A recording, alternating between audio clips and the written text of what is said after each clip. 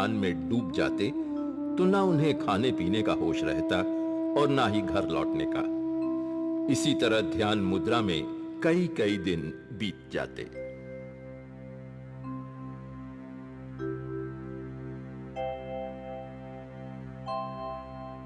माँ, मैंने सब जगह ढूंढ लिया, यशराम कहीं नहीं मिला। मनसा बेटे, कभी कभी तो इस लड़के को लेकर मुझे इतनी चिंता होती है। आज 3 दिन हो गए, एक बार भी घर नहीं आया। पता नहीं कहाँ भटक रहा होगा, मैं और एक बार जाकर देख आता हूँ। मुझे पता है वो भटक नहीं रहा होगा, जरूर किसी जगह ध्यान लगाकर बैठ गया होगा। माँ, बेटा, कहाँ रह गया था तू? मुझे कितनी चिंता हो रही थी। तू जंगलों में था ना? माँ, कुछ खाने को दो ना, बड़ी भूख लगी है। यशराम की यही बातें लोगों को आश्चर्यचकित कर देती थीं। कई दिनों तक खान पान बंद, और कभी खाते तो कई दिन का एक ही बार खा पी लेते थे। बेटे, और चाहिए? नहीं माँ, बस पेट भर गया मेरा। बेटे, तुम एक काम करोगे? कहो माँ। जालेव गांव जाकर अपनी बहन नियोजा को ले आओगे? पति तो उसका रहा नहीं, उधार इतना है सर पर कि लेनदार उसे परेशान किए रहते हैं। ठीक है माँ, और अपने बहू में ही खेती करवाकर उसका सारा कर्जा उतरवा दूंगा। और मां के कहे अनुसार यशराम जालेऊ पहुंचे और अपनी बहन न्योजा को लेकर बहू की ओर रवाना हुए।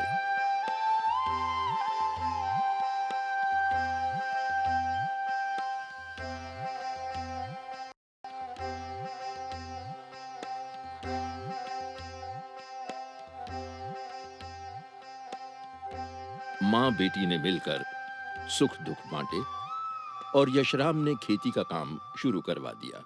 लेकिन बहू में उस साल बरसात का नामो निशान भी नहीं था। पीने का पानी लेने के लिए भी लोगों को दूर तक जाना पड़ता था। ऐसे ही एक दिन की बात है, अपने बड़े भाई मनसाराम के साथ यशराम दूर से मटके में भरकर पानी ला रहे थे कि अचानक मटका गिरकर टूट गया। अरे रे रे रे रे, इतनी दूर से पानी ढोकर लाए और मटका ही गिरकर टूट गया।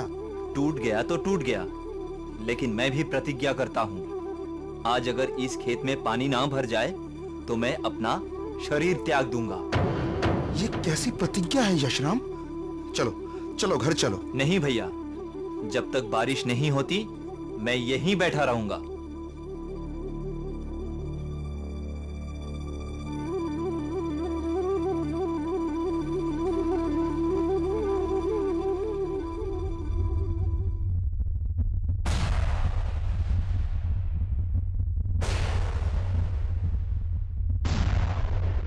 और रात को जोरों की बारिश हुई और खेत की तलैयों में पानी भर गया।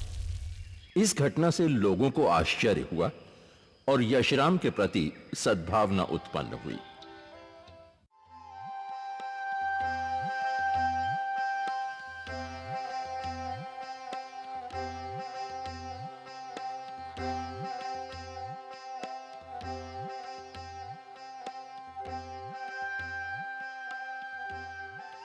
बहन, लो, तुम्हारी फसल तो काट कर रख दी गई। अंदाजे से बताओगे कितना मन अनाज निकल जाएगा? मुझे तो लगता है 9-10 मन अनाज तो निकलना ही चाहिए। और नहीं तो क्या, आधा एक मन कम या ज्यादा? तो हम अनाज निकालना शुरू करें? नहीं, ये अनाज मैं निकालूंगा। यशराम के कहने पर सारे लोग चले गए। यशराम ने अपने हाथों से अनाज निकाला। ये क्या, इतना अनाज? ये तो 70 मन से कम नहीं है। ये कैसी लीला है यशराम की? यशराम, तुमने तो मुझे सारी मुसीबतों से छुटकारा दिला दिया। इससे तो मेरा सारा कर्जा उतर जाएगा। तुम धन्य हो, धन्य हो। पर इतना ही नहीं, यशराम अनपढ़ होने के बावजूद दर्शन, शास्त्र, वेद, पुराण आदि की गूढ़ बातें लोगों को सहज ही समझा देते थे। इस अल्पायु में ही इन्होंने लोगों को खान पान संबंधी बहुत सी शिक्षाएं दी। जैसे तुम हो वैसा ही मैं भी हूँ। मैं तो छाछ राबड़ी खाता हूँ, तुम भी खाया करो।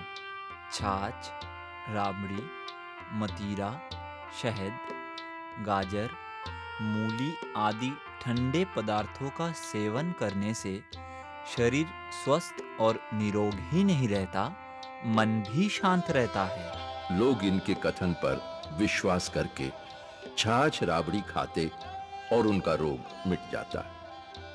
वो सदा ही दृढ़ विश्वासी बनने की सलाह दिया करते थे। सुधरे आहार विहार, तब होवे वृत्त पवित्र, रोग मुक्त काया रहे, अमृत विमल चरित्र। देखते देखते दिन बीते और यशराम युवावस्था में पहुंच गए और हर पिता की तरह चेतन राम को भी अपने पुत्र के विवाह की चिंता सताने लगी। पर यशराम की मर्जी कुछ और ही थी।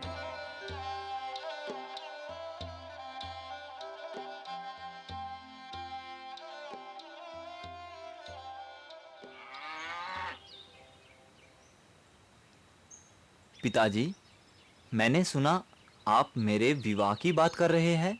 हाँ बेटे, अब तुम्हारी उम्र विवाह योग्य हो गई है। मैं चाहता हूँ तुम्हारा भी घर बस जाए। पर पिताजी, मैंने सोच लिया है, मैं आजन्म ब्रह्मचारी रहूंगा और एक सन्यासी का जीवन व्यतीत करूंगा। क्या कहा? तू संन्यास लेगा? मैं ये सहन नहीं कर पाऊंगी। कम से कम मेरे जीते जी मैं तुझे संन्यास नहीं लेने दूंगी। ठीक है माँ, तुम जैसा चाहती हो वैसा ही होगा। 30 वर्ष की आयु तक पहुंचते पहुंचते यशराम के मन में वैराग्य की प्रबल भावना उठने लगी। पर अपनी मां की ममता ने इन्हें रोके रखा था। इसी बीच चेतन राम जी का मन बऊ से उठ गया और वे अपने कुटुंब सहित चूरू जिले में उदासर नामक ग्राम में पहुंच गए। वहां के ठाकुर अभय सिंह और उनके पुत्र बलवंत सिंह भी देखते देखते यशराम के अनन्य भक्त बन गए। सन 1888 में इनकी माता का स्वर्गवास हो गया। वैराग्य के पथ का पथिक बनने के लिए अब मां की ममता की बाधा नहीं रह गई थी। यशराम अपने पिताजी के पास पहुंचे। पिताजी, मुझे आपसे कुछ कहना है। कहो पुत्र, क्या बात है? मुझ में ममता रखने वाली माता का देहांत हो गया। अब मैं घर में नहीं रहूंगा। क्यों पुत्र, यहाँ किसी तरह की कोई तकलीफ है तुम्हें? नहीं पिताजी, आपके पास सब प्रकार का आनंद है, पर ये सारा जगत मुझे अपनी ओर खींच रहा है। सारा जग ही अब मेरा घर होगा। ये तो मुझे पहले से पता था। ज्योतिषी महाराज की भविष्यवाणी आज भी मेरे कानों में गूंज रही है। अगर तुम्हारी यही मर्जी है तो जाओ, पर जाते जाते हरिद्वार में अपनी मां की अस्थियों का विसर्जन कर देना। और अपने पिता की इच्छा अनुसार वो अपनी मां की अस्थियां प्रवाहित करने अपने कुछ साथियों सहित पैदल ही हरिद्वार की ओर चल दिए।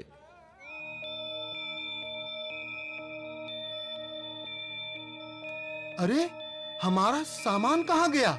मेरा भी सामान नहीं है।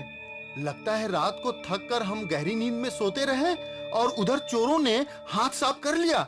अब क्या होगा? होगा क्या? अब अगर कुछ हो सकता है तो यशराम के किए ही हो सकता है। भाई यशराम, अब तुम ही हमारा सामान वापस लाने की युक्ति सोचो। और फिर एक बार चमत्कार हुआ। साथियों का सारा सामान अपने आप ही वापस आ गया। साथियों के प्रसन्नता की सीमा न रही। उन्होंने भी यशराम को अवतार मान लिया। इसके पश्चात वो सब पैदल ही हरिद्वार पहुंचे और बड़ी श्रद्धा से और आंखों में आंसू लिए यशराम ने अपनी माता की अस्थियां गंगा के पावन जल में प्रवाहित कर दी।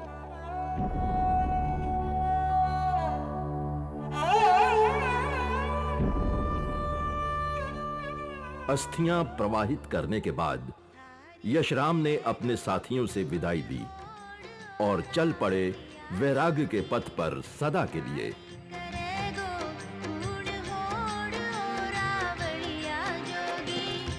भोग दिया सब छोड़ जी फकीरी भोगी, भोग दिया सब छोड़ जी फकीरी भोगी।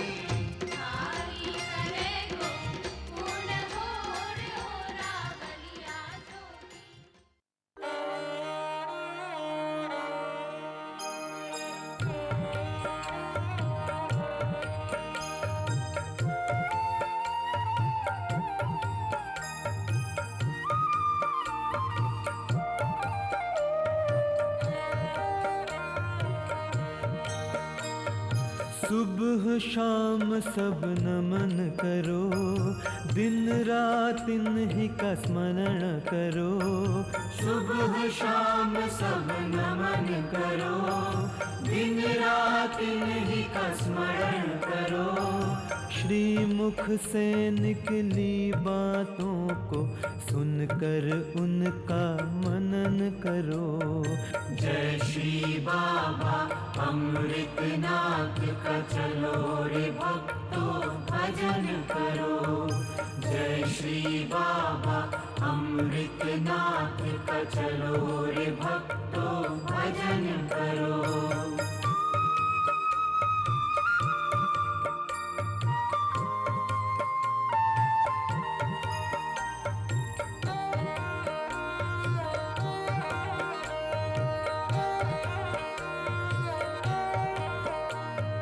कैसी कैसी लीला जगत को बाबा जी ने दिखलाई।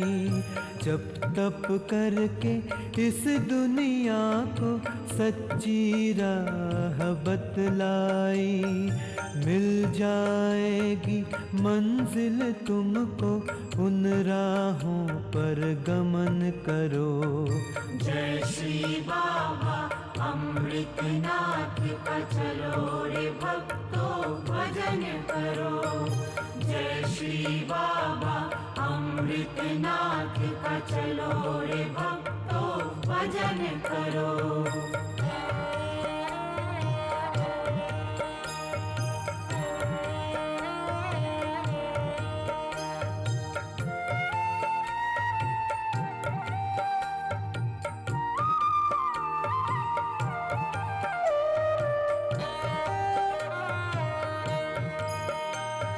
सुधर जाए आहार विहार, कर ले सब अपना दर्शन।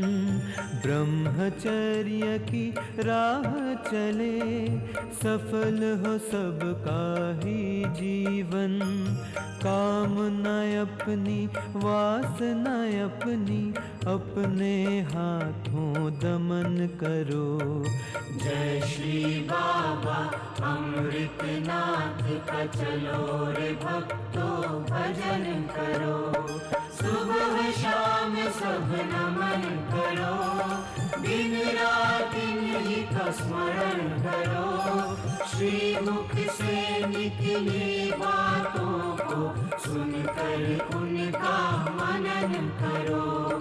जय श्री बाबा अमृतनाथ का चलो रे भक्तों भजन करो।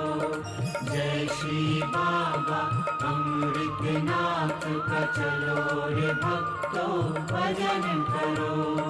जय श्री बाबा अमृतनाथ का चलो रे भक्तों भजन करो।